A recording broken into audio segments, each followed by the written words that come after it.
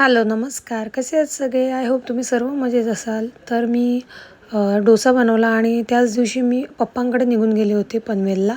So दीदी आली आमची चिऊ दीदी आणि शिरीषा बघा आता किती खुश होईल, कारण का पप्पांनी तिला खाऊ आणलं होतं.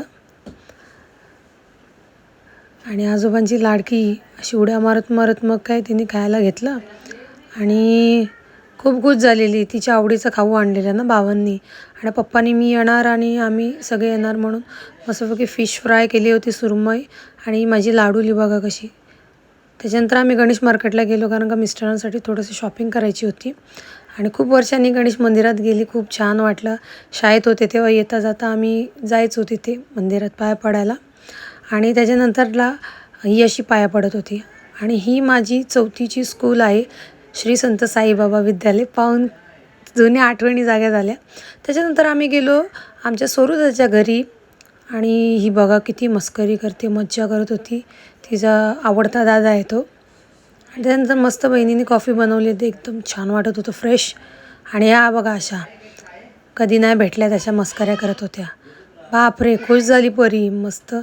आणि मग दुसऱ्या दिवशी घरी आलो आणि शेवटचं मग आता उद्या तर देवी म्हणजे आपल्या नवरात्रीचा उत्सव चालू होणार म्हणून आज संडे म्हणून मस्तपैकी फिश घेऊन आले होते, कोलंबी आणि सुरमई.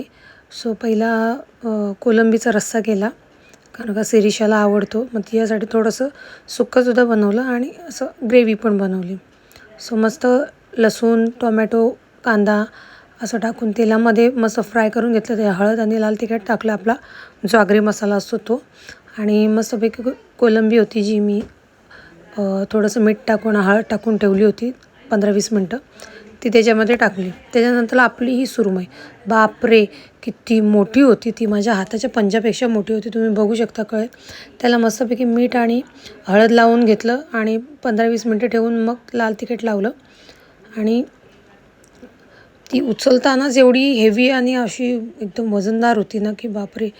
आणि मग मस्तपैकी पॅनवर थोडंसं लसूण टाकून, तेल टाकून, कढीपत्ता टाकला आणि जास्त काय नाही टाकलं मसाले वगैरे.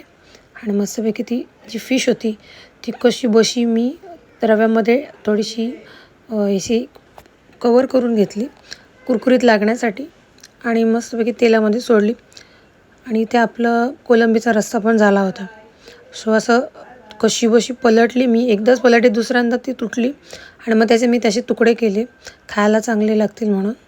आणि मग रात्री आम्ही मोमोज खायला गेलो. असा होता माझा आजचा दिवस. Okay, bye.